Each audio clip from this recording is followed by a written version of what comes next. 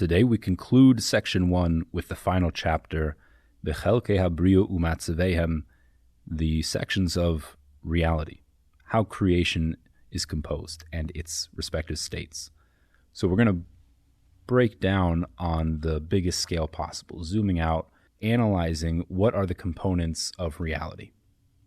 So let's start. Number 1, Chelkei Klal Habriyahem. The portions of reality are as follows. 2 categories. Let's split it into 2. Gashmiyim v'ruchaniyim. There's physicality, physical things, and spirituality. Hagashmiyim heim hamurgashim mechushenu.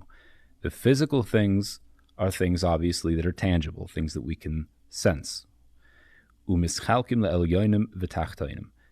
And that also is divided. Physicality is divided into 2 categories. There are the upper realms and the lower realms. Heim klal geramim ha'elyonim hashemei miyim. What are the upper realms in physicality? That's the celestial world. Dahainu hagalgalim v'koichavehem. The galaxies and their stars and planetary bodies. Hatachtoinim, the lower realm. Heim klal masha b'chalal hagalgal hatachtoin. That's everything that's included within, I guess, what we'll call Earth's atmosphere. Do you know if there's a reason he divided it there? The upper realms and the lower realms? There is a reason. There's a significant difference between what's within our atmosphere and everything that's beyond it. Mm-hmm. But he's not going to explain that now, but he will later on in the book. So there will be a significance that will be given to that. We'll understand it more at a later date. So within our atmosphere, he means Dahainu ha'aretz v'hamayim v'ha'avir. That's the earth itself and the water that covers the earth and the air around. And everything contained there within from tangible bodies. That's physicality. Secondly, we broke it into spirituality.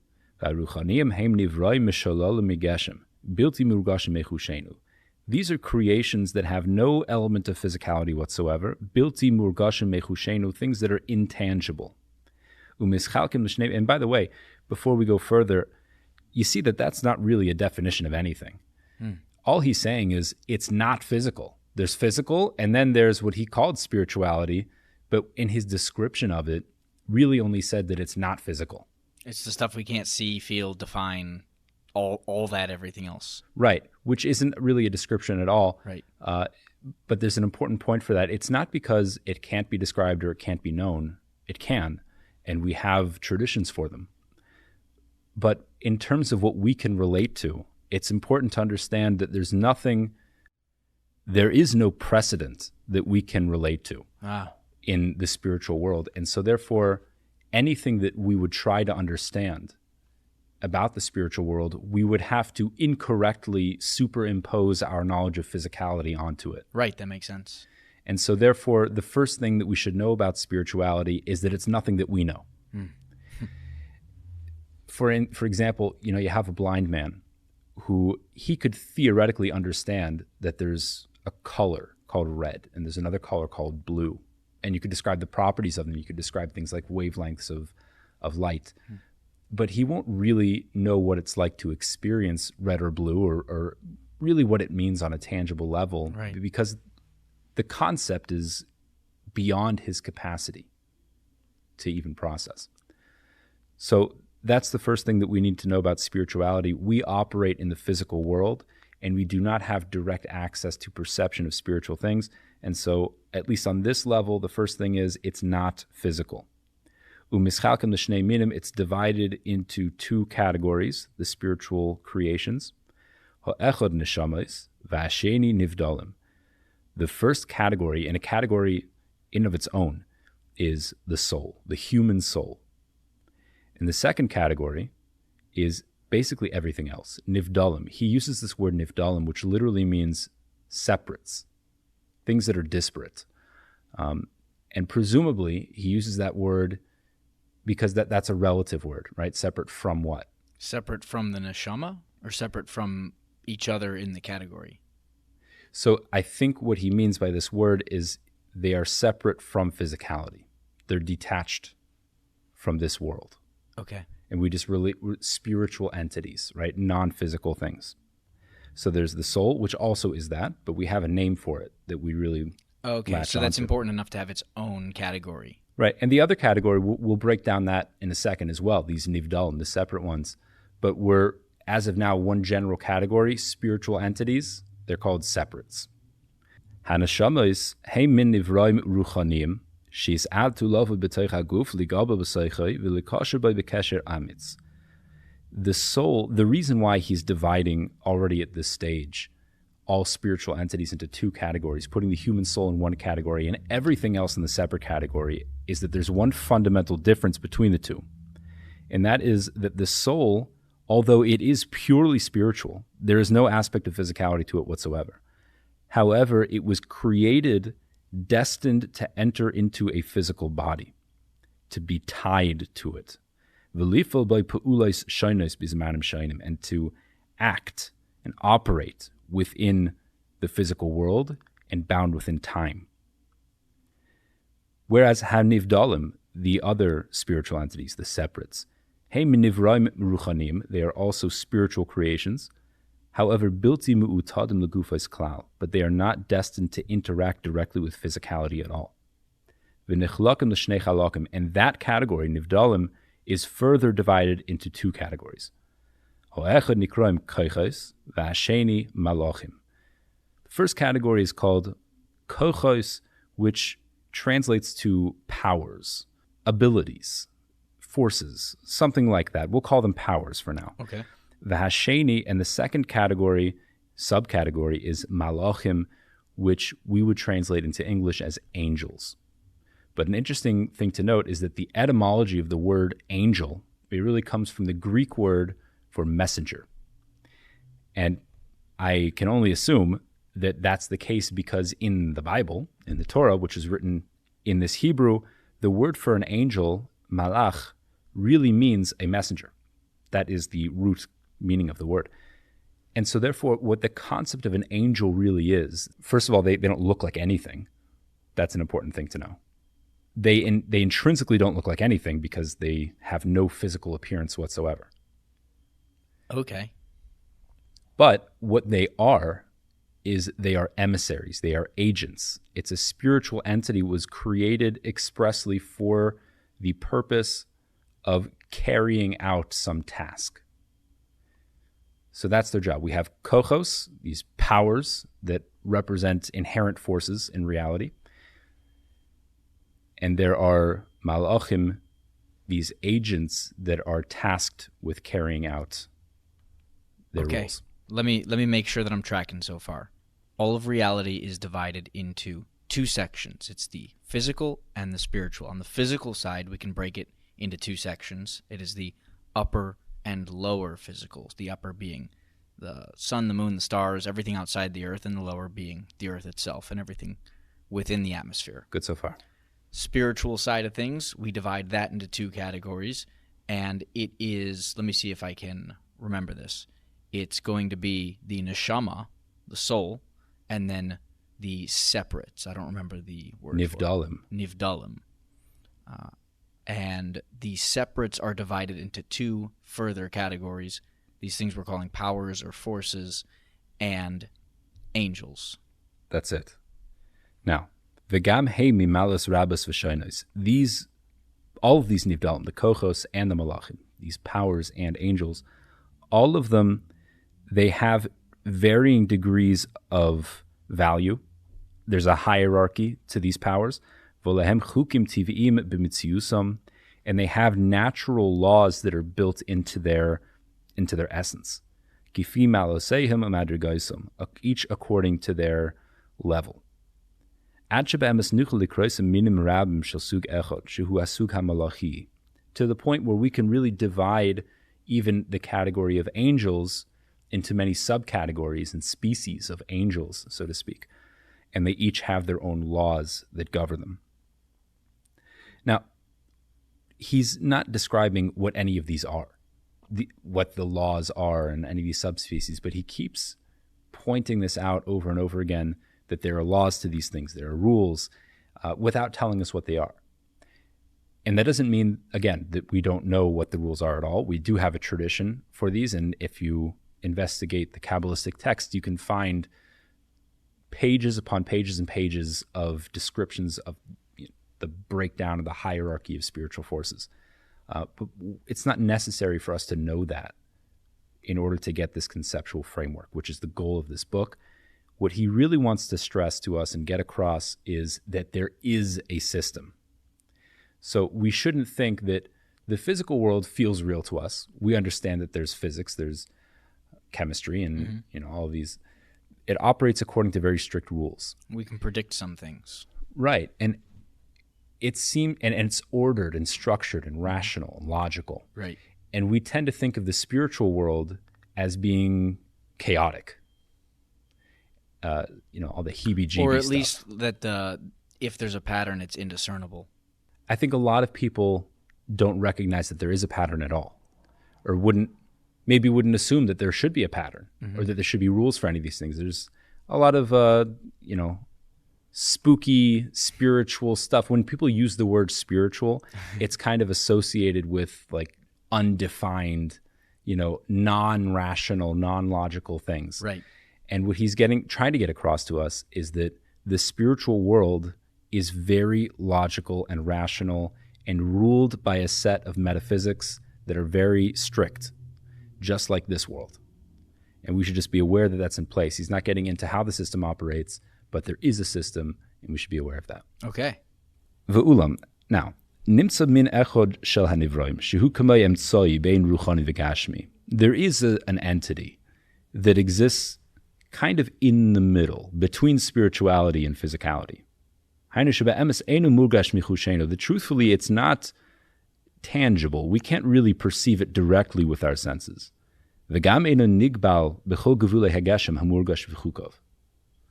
And also, it's not embodied with any sort of real physical vessel that could be sensed. And because of that, it's called somewhat inaccurately spiritual. But it's really not spiritual. But it is different than an angel. Even though it's similar with regard to some elements. And it does have its own laws and boundaries, according to its nature. This is called shadim. Now there is some lore that some people from modern Western culture might be familiar with called a shade. It comes from this concept.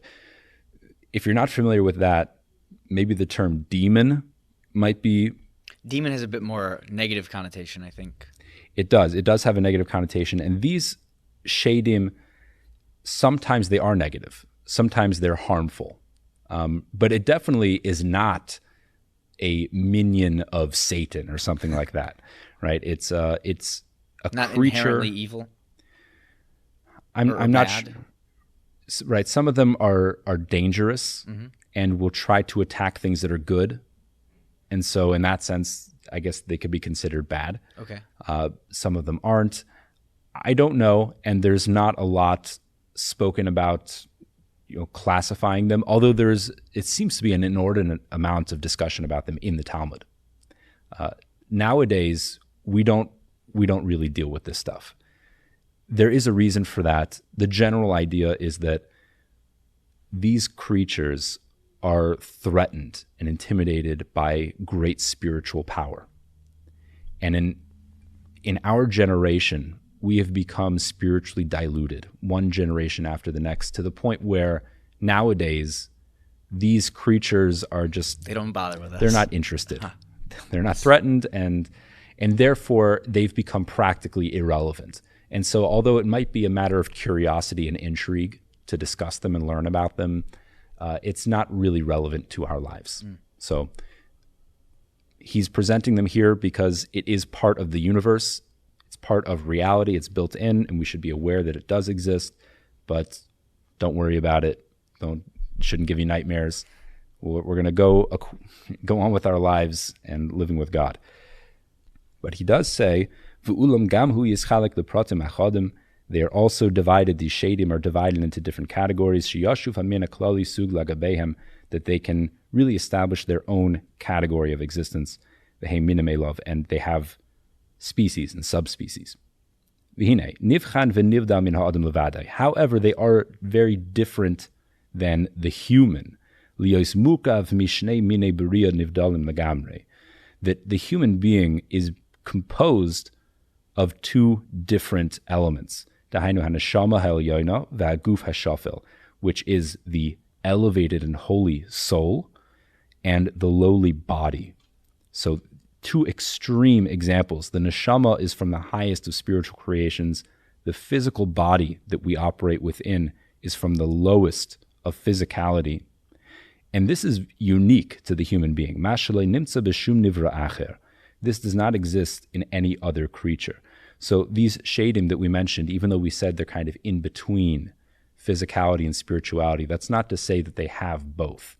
Their essence is something that kind of bridges the gap, but it's still one thing. Right. Oh, that makes perfect sense. Right. As opposed to the human being, which is made up of two disparate elements that are very clearly in their own category, physicality and spirituality. One other thing that he comes to address is that we shouldn't be confused and think that animals are like the human being. We shouldn't think that animals are like the human being. I was on a road trip recently and we passed a veterinarian clinic and it said the name of the clinic was Pets Are People Too. My wife and I were just shaking our heads. No, pets are not people. I know you like your pet, but it's not a human being. Some people even love their pets. Sure, and it's we're not judging anyone, but we should know the truth is that they are very different than the human being. But why would a person think that an animal is like a human, aside from the fact that for a pet, they might have an emotional relationship to it? We're not talking about that. It's the fact that an animal is alive. Right. It breathes and it's animated. And so you might think that's a soul. Well, we see to some extent it has emotions right. that to some extent, lesser extent, kind of mimic ours. Right. It definitely appears that way. Now, whatever that is, he's saying that comes from what's called the nefesh. And the nefesh is sometimes translated as the soul, but he makes a very clear distinction here that the nefesh, although people might in English call it the soul, it's not real spirituality, like we were discussing before. The neshama is the true word for soul, and that is a spiritual entity. An exclusively human thing. Yes. An animal has a nefesh, which this nefesh, this kind of spirit, this animating life force, although it might seem to us to be spiritual because you can't really touch it and you can't examine it and test it. However, he says that it is physicality. It's just that it's the most ethereal form of physicality that exists. Okay. Yeah, well, it's definitely the part if that's the spark that creates life. We can definitely put carbons together or hydrocarbons together, and we can't make something be alive. There's a spark that eludes us, right? That we don't really understand. So it sounds like that's the nefesh. It is. It's the nefesh, and I'm going to venture out here. I haven't heard this officially, but there are other cultures. I've studied a little bit of Chinese medicine, and there's a concept I'm sure many people are familiar with called qi. The qi in Chinese culture is this kind of like the body's energy. And from what I've learned from Chinese culture and Chinese medicine, it seems very much like the same idea as the nefesh. So this concept does show up in other cultures as well. And he makes that point. It's not just animals. We find that the nefesh comes up in a person as well. But that's with regard to a person having an animal element to him. But without all that, a human being also has a neshama, which is a purely spiritual entity. It's its own creature. It's its own entity, nivdal min haguf, that is completely disparate from the body, and not just separate and disparate, but the farthest that could possibly be in terms of essence. Opposite ends of the spectrum, exactly. Basically, yeah. that it came down and was tied into the body by Hashem's decree, by God's decree. According to, for the reasons that we've mentioned earlier in this podcast. Number 2. Hanivraim hagashmiyim yeduim hem etzleinu. So we've spoken a little bit about the spiritual elements of things. When it comes to physicality, so these things are known to us, ostensibly. And the laws of physical nature are studied, at least. We have biology and chemistry and physics, and we study the physical world, so we don't need to speak about that here. But the spiritual things, we have no context for which to speak about it properly. Again, like the analogy of the blind, describing different colors. There's just no precedent for us to be able to even speak about it. It's beyond our even capacity to imagine. But we do have a system for discussing these things. It's as a matter of tradition, but it can't be directly perceived within this world. Does he elaborate on that? I don't know what you mean by as a matter of tradition. From Torah tradition. Okay. We have things that were passed down by prophets, that this information was given to us by Hashem through the Torah, and we know that these systems of spirituality exist, but we can at least intellectualize the concept. Okay, so we have a method of trying to discuss it, and it's just going to be inadequate because we can't truly experience this stuff. Right. It's inevitably inadequate, but once you know that, then a lot of things start to make a little bit more sense. Among the greatest principles that we have, here's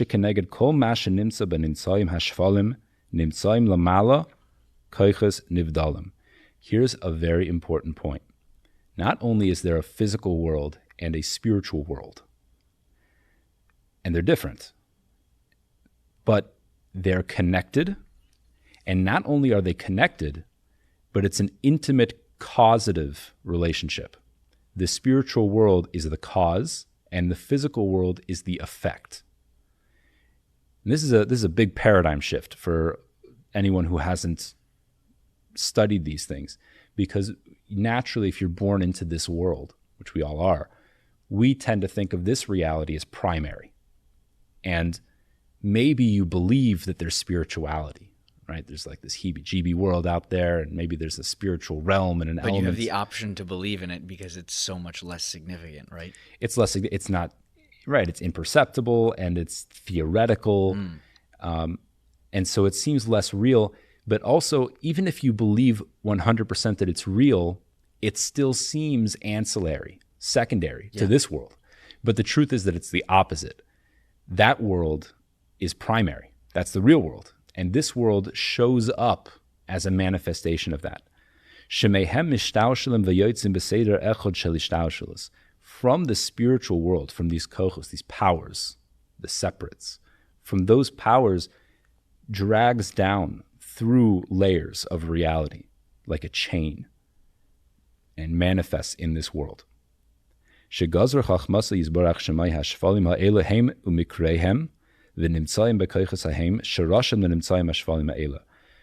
way God set up the world is that the source shows up there. That's where things operate.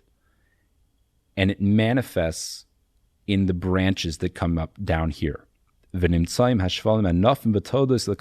comes out that the things that we recognize as, we would perceive as real, are really just branches and outcomes of what's happening with these powers, spiritual powers. And they're tied to each other like links in a chain. And that's an interesting analogy. It's not a rope, it's links in a chain. So there are different levels. Each one links into the next, and energy flows through one channel to the next, manifesting down in this world. We also have a tradition. We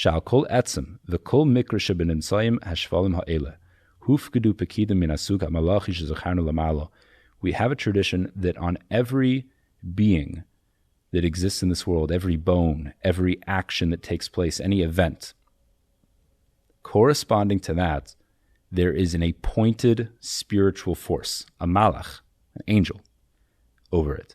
Umasam l'kayim ha'etzemahu ayamikrahu banimsayim ashvalim kafi mashahu.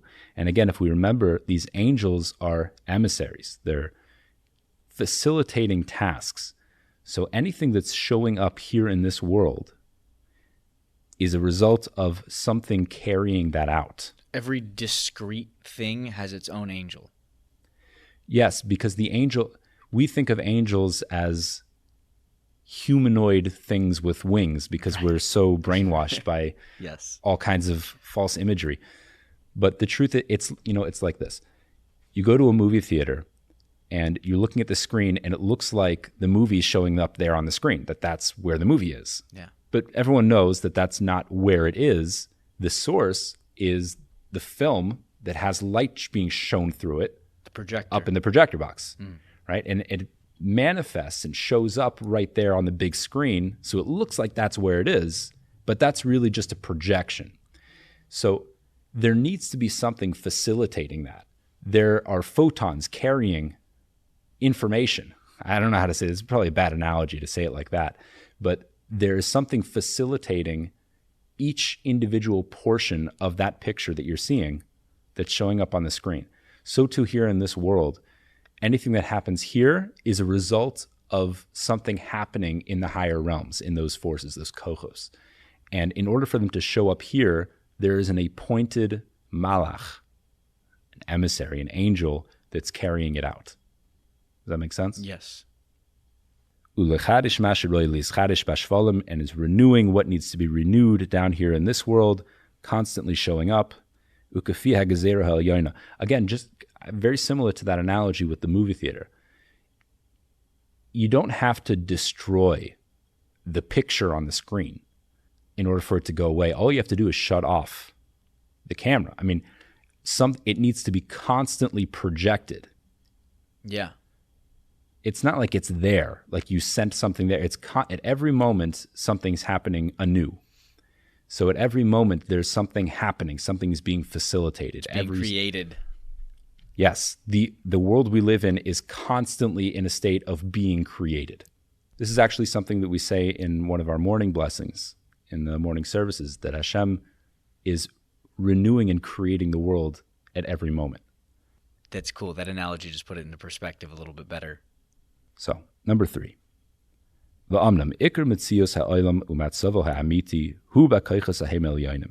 this is something that we've already mentioned, is that the primary reality of the world and its state, where things are really happening, is in the kochos, in the powers. By the way, this might help to conceptualize a little bit. The Hebrew words over here that he's using, kochos, which I'm translating as power, it also is the same word for potential. So if something is bikoach, if it's in power, in Hebrew that means that it's potential. It hasn't come to fruition or actualization yet. So it's there, it exists, it's the cause, it's the root of whatever's happening. It's just yet to be actualized. Just sidebar, but in physics, quantity that is potential, or the dimension of, or the unit of potential, I should say, is voltage. Well, it's different from potential energy, but voltage is used to motivate electrons, basically. Oh, wow.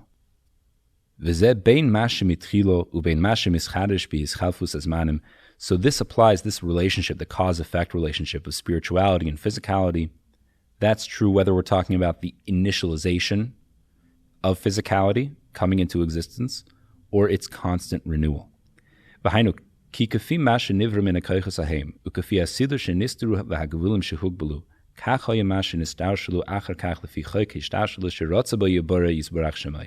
That according to the creation of these kochos, these forces, and according to the way they're ordered and the way they're defined, so too is how they exert their influence, and it channels down through this chain of energy and shows up in this world.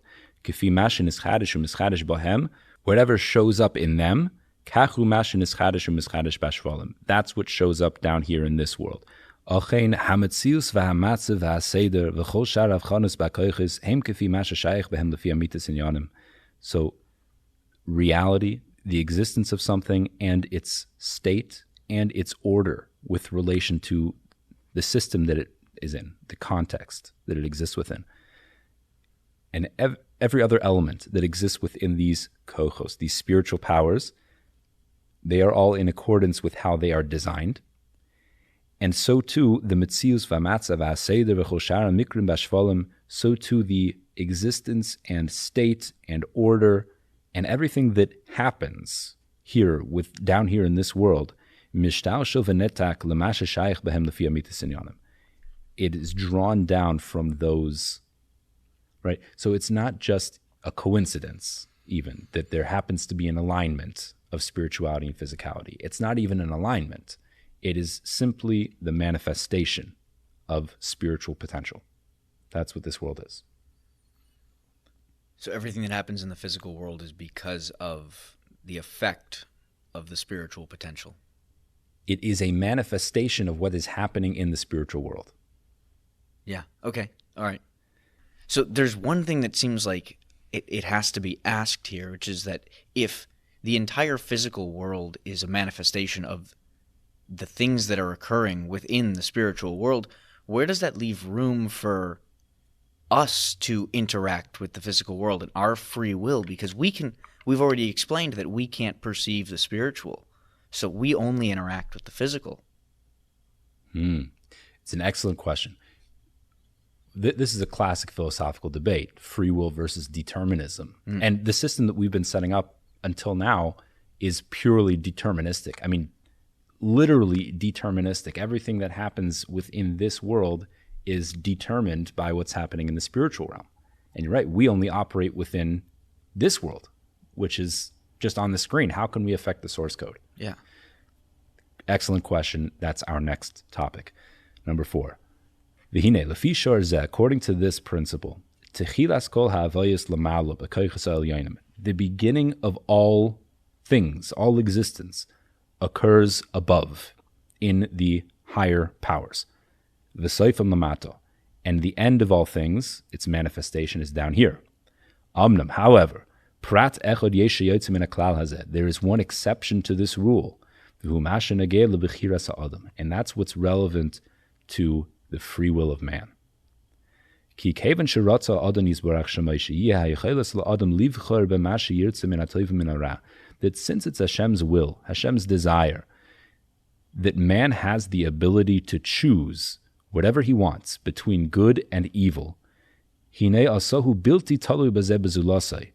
In order for man to have that ability must be independent of the system.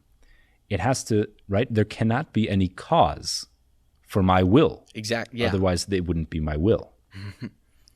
V'adarabba, just the opposite. God gave man the ability to move the world. Not only are we not moved by the world, we have the ability to affect it. According to what we choose with our will. So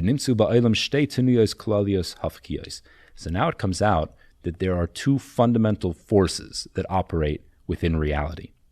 The first one is nature, the imposed nature. And the second force is the force of will. The first one is from above to below, that's the nature. The second one goes from below to above.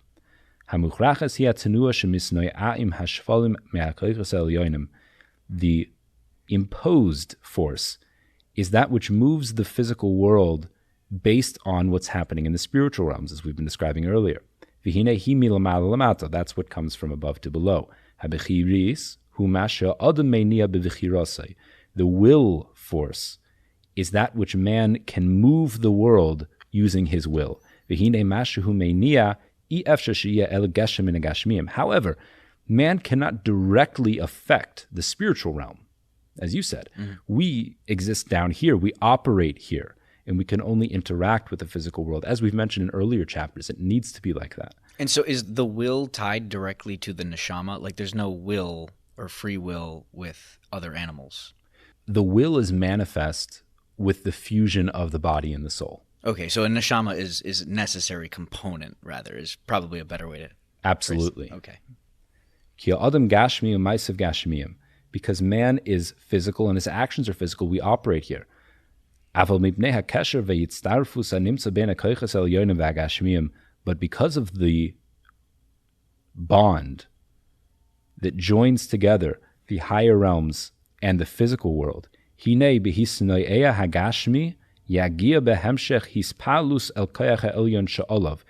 can affect the spiritual realm because there is a connection, because they are linked. So if we move the lower world, that can affect the higher world. It goes up the chain. So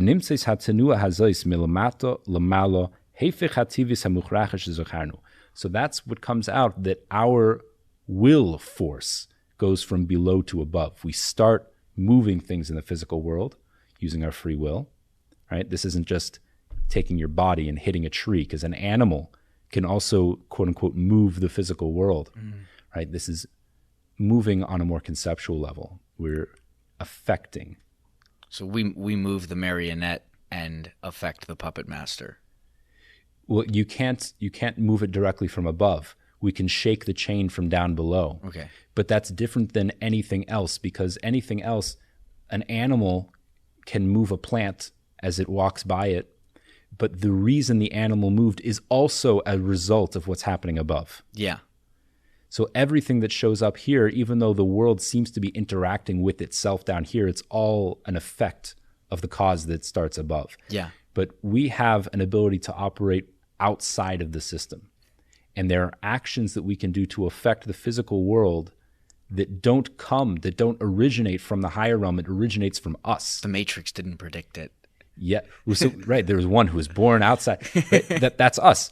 We were born outside of the system, and we're given the ability to operate from the outside within. And so we start from in his system from below to above. Now you have to know,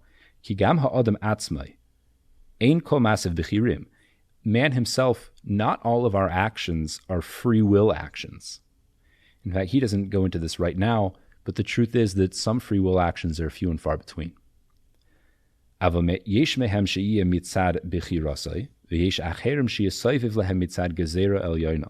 are some things that happen to us because of free will, and there are some things that happen to us because it was decreed from above. Maybe for our benefit, for our reward, or for our punishment. I'm going to put quotes around that, reward and punishment. Like we'll discuss later on in this book, these concepts of reward and punishment. So let's leave that aside for now.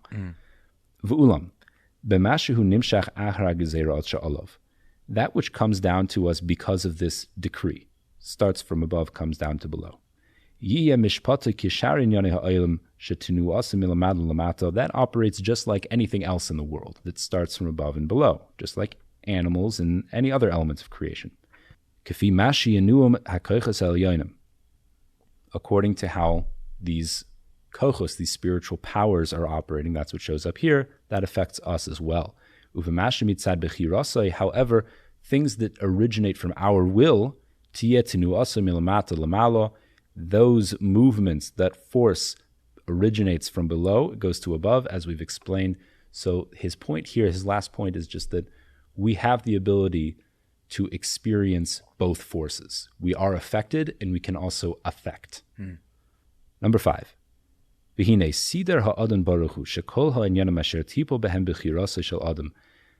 arranged that any matters that fall within the realm of our free will, with that force of will, we can indirectly affect these kochos, these higher powers.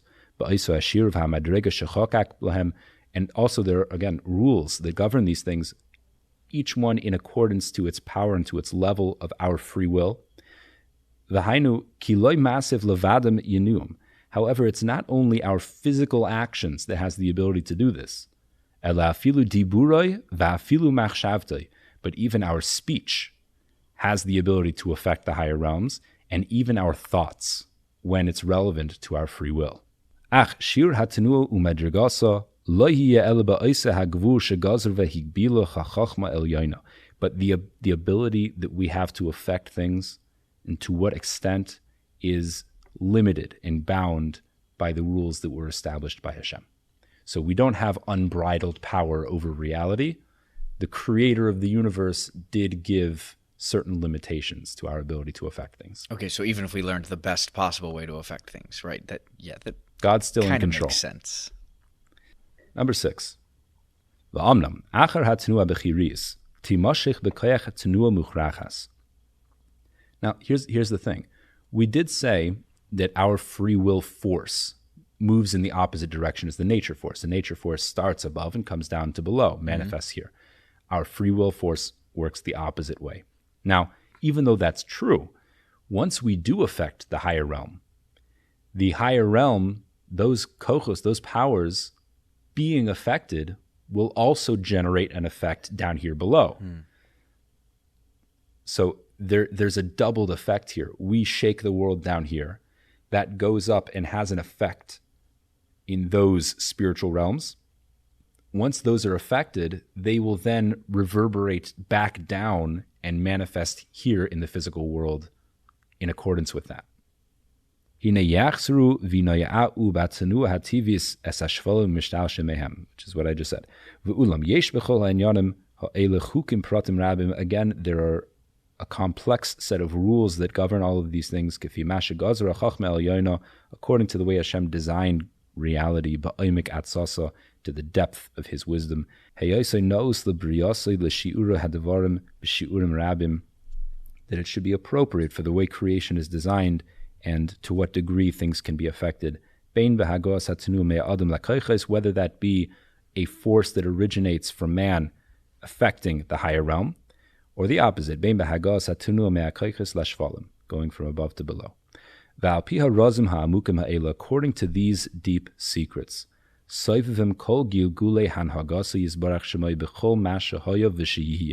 according to these secrets of how reality truly operates, that's how everything within existence truly works, anything that ever was and everything that ever will be. Number 7. Now,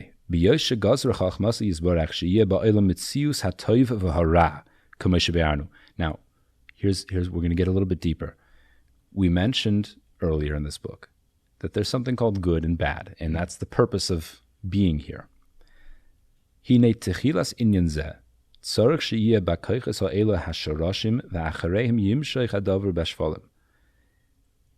beginning of this topic of good and evil, there needs to be some system for that, how it functions, how it manifests and operates.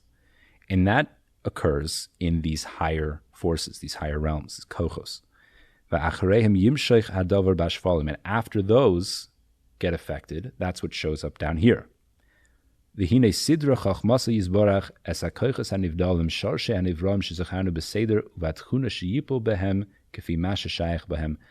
arranged a system that these powers above, they are the roots for everything that is created, as we've mentioned, in an order that things can be affected in the most appropriate way. Tikkun v'kilkol, that means the repair of things, the rectification of elements of reality, and conversely, its destruction. So what that really means is good and not good. These concepts of good and evil. Now we're just understanding on a more technical level what that really means. We're talking about these forces, these basic elements of reality operating in a functional way or not. That's good and not good. The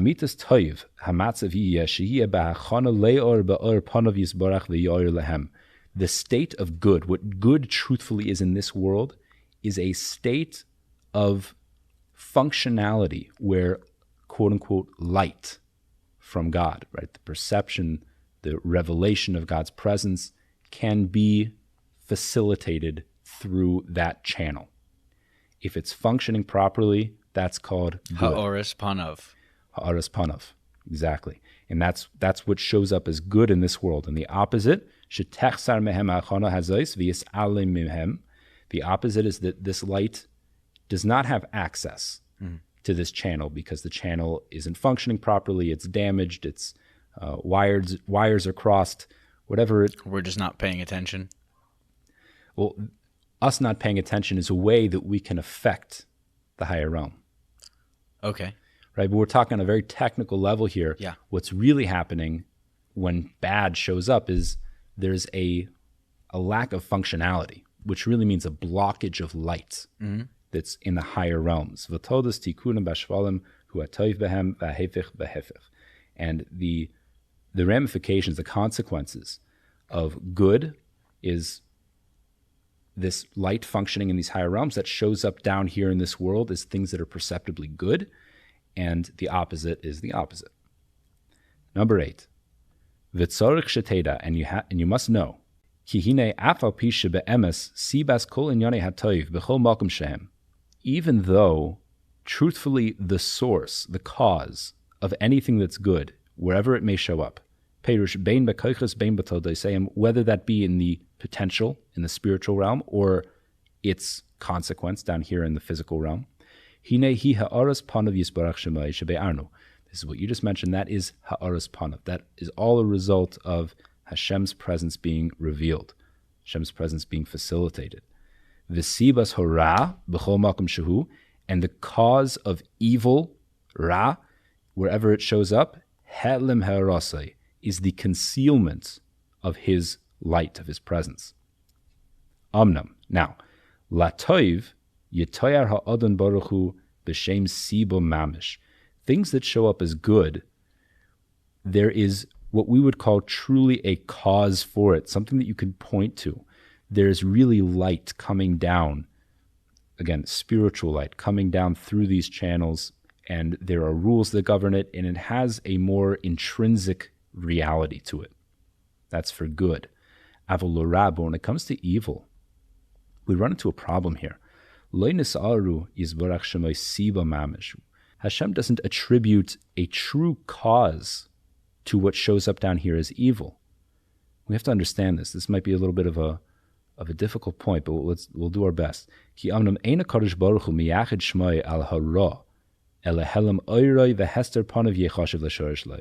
Hashem doesn't do bad things. Anything that comes from Hashem, by definition, is good, because that is essence, it's truth, it's reality. That's how we relate to Hashem. Hashem's presence being channeled into this world is only good. So evil does not come from Hashem. What evil is the absence of Hashem's presence. And that's not a thing. It's an absence. It's a lack. Kizehu sibase be'emes. That's the true cause of evil. V'zeh tzad heder hatoiv. It's the absence of good. Aval leprate inyanim b'mitziusam. But when it comes down to the reality of evil, because it is a thing that we can perceive, hine ha'adon baruch hu shehu kol yachol. God, who is omnipotent. And he points this out, and he says in a few ways, he's omnipotent. Ve'ein meinia, there's nothing preventing him. V'lo li'chaltoi gevul klal, and there is no limit to his power whatsoever. So he's really stressing this. God is all-powerful and omnipotent, and therefore has the ability to do this. Bara shorish u'makor prati, Hashem fabricated an artificial construct, a source which corresponds to this absence. A source as in a spiritual source. Right, in the higher realms as well. But that manifests and shows up down here as evil. Shahadsaz prate inyane hara, that what we perceive of as evil, the true cause of that is the absence of Hashem's presence. But here's the thing. You can't perceive absence. Okay. This is. I want to get to this real quick, because this is a. Oh man, this is hard to even hold together in my mind all at once. So, Hester Panov, the absence of, or the hiddenness of his countenance, that is where we get all the evil in the world. However, what he's saying, what the Ramchal is saying, is that the absence of God would just be nothingness. Or Right. there is an actual evil that we perceive. And so where does that come from? Right. There's no real cause for it. The quote-unquote cause is a lack of a cause. Mm-hmm. It's a lack of any sort of existence or presence. But we perceive something very real. Nevertheless, something shows up. Right. So right. Where does that come from? So he created an artificial source corresponding to that absence. And this was created perfectly in order to facilitate exactly what we need here in this world in order to live with evil and interact with it. Okay, so that was my next question is why, but he's saying kind of broadly, this is God in his wisdom is doing this to facilitate the ultimate goal. Right, we know why. We've seen the earlier chapters. We need to be placed in the balance of good and evil and choose good. V'hu ma she'amar HaKosuv Yoitzer or uvayrei chayshech oisei shalom uvayrei ra. This verse comes from Yeshayahu, Isaiah, and I'll translate it, but we got to break it down a little bit into the Hebrew words so that we can really understand the connotation. He says he forms light and creates darkness. He does peace and creates evil. Those are like three verbs in 4 places. Yes, these 3 verbs are very significant. Now, when it comes to creation, there are many stages, but let's work with this system. We can look at it in terms of 3 stages. There's what's called Bria, Yetzira, and Asiya. And Bria means creation, Yetzira is formation, and Asiya is the doing, or the making. Bria has the implication that before this stage, nothing existed. There was not even any essence. So if anything that we could create here within this world, we're not truly creating because the source material is always there. We have to start with something and then form it.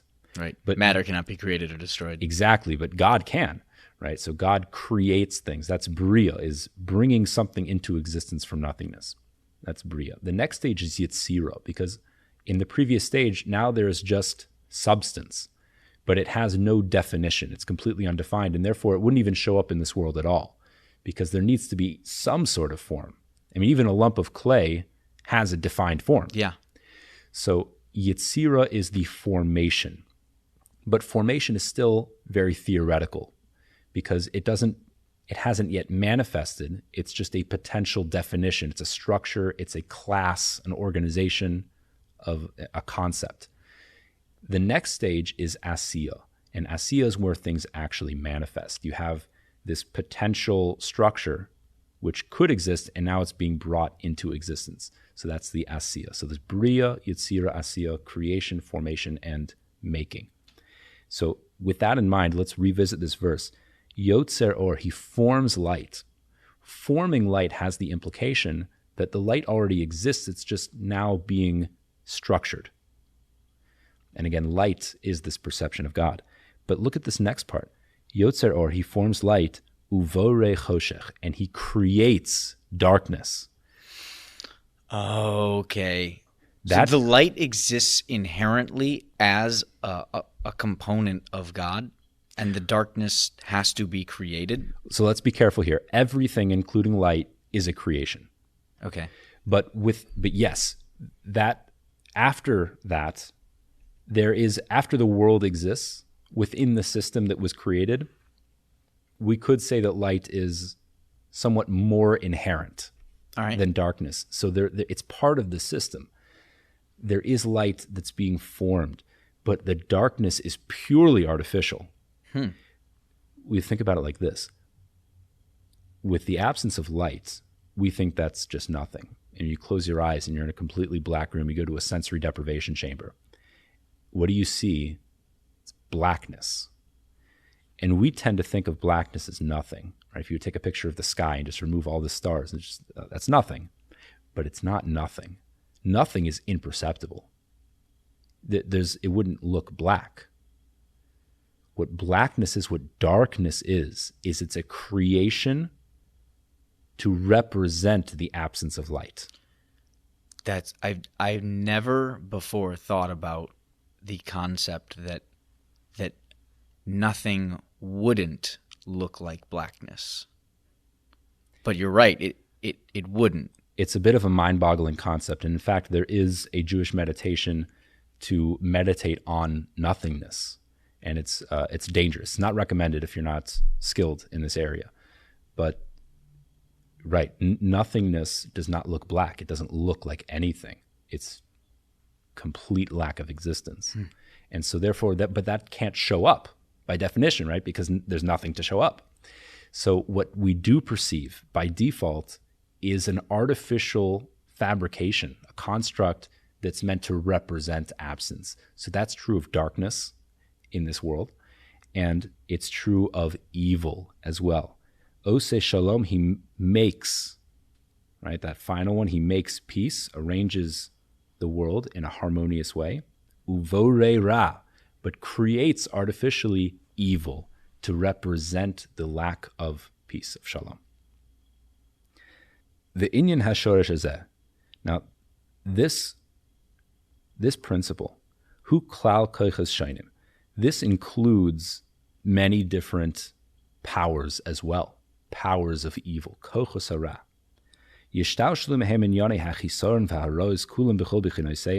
From those powers that have been artificially created, that extends down into this world, bein mashenegei lenefesh, bein mashenegei leguf, whether that affects the spirit of a person, the nefesh, or the body, bodily sickness, any kind of dysfunction that exists in this world. It's all a result of these forces of evil that are artificial. Now, I'm saying artificial. It doesn't mean that it doesn't exist at all, because from within this world, which is where we live, we do operate here, it does exist. It really does show up here. And we're not allowed to just ignore it and say, well, it's not really real, and we have to acknowledge it and deal with it. And that's the purpose for our life, is to be able to overcome it. So we can't just pretend like it doesn't exist at all, but we know the truth is that it has no inherent source. It's only the absence of God. It's only a representation of the absence of God. We're going to speak more about this in the second section of the book. These forces of evil, they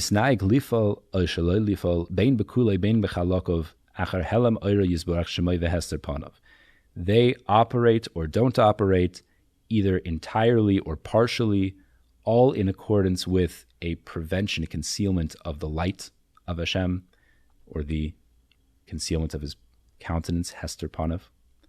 Kikafi shiur hahelam, according to the concealment, kach v'shiur zeh tinosin shlita umemshala el klal koiches ha'ela el chalakim mimenu sheif alu. In accordance with that concealment is the degree to which how much power is given to these forces, these powers, to operate. V'hine v'hisgaber ha'koiches ha'elu umashlam.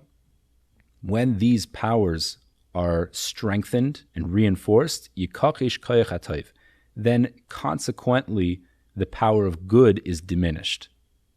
It's because it's just concealed. V'iskalkal matzav ha'koyches shorshe ha'nivroim shezacharnu, and therefore those channels of good which should be facilitating light consequently become damaged. V'yischalshu heim va'anfehem uchshiyuchnu, and those channels that they facilitate, those become weakened, and that shows up down here as well. But when these forces of evil, these powers of evil, are subjugated,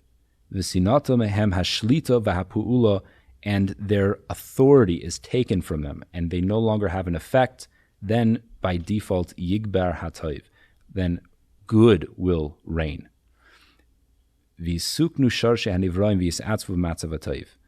And the root forces of everything will become rectified, and the state of good will be restored. Everything that we've mentioned now in the topic of good and evil, and the war between the intellectual and the physical,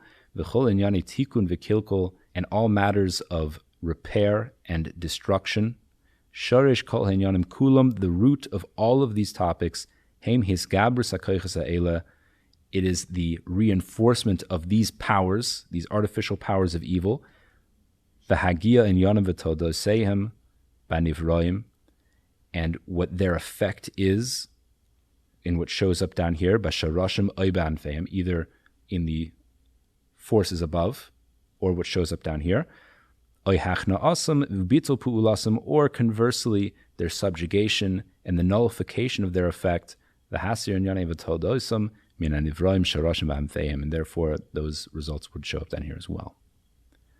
Number 9. V'hinei chiluke madregos harbe. There are many different levels for these. Yesh be'inyan koiches hora shezochanu va'nishba mehem u'b'derech klal nikra l'nishba mehem tuma chayshech v'zuama. There are many different ways that evil can manifest, and some of these terms that you might hear later on, tuma, we call spiritual impurity, or choshech, which is darkness, v'zuama, which is another word for impurity. It's hard to translate these into English when there's not really a precedent for it in our culture. Oichol is another word which means secular, in similar terms. Those are all results of these potentials, these powers of ra, of evil. And what is resultant from the revelation of God's presence, nikra kedusha v'tahara, is called holiness and purity, or light, ubracha, and blessing, and similar. But in the investigation of the details of these things, we'll have to go through in detail all of these categories. That it's these principles, these are the building blocks that Hashem uses to interact with the world. So we've now built a framework where we can start discussing how Hashem runs the world. Lastly, number 10, with all of these topics, again, there are what we would call angels that are appointed over all of these actions, that bring all of these potential forces into the physical reality, whether it be for the good or the opposite. All of these are servants or agents of God. This is Hashem's will, that He arranged the world.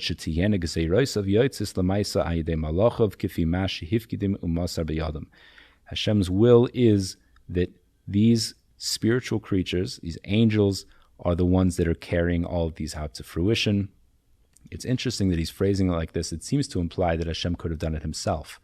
And he's just saying this is what Hashem wanted. Hashem wanted to create a system that there is a spiritual entity that's facilitating these things, and that's his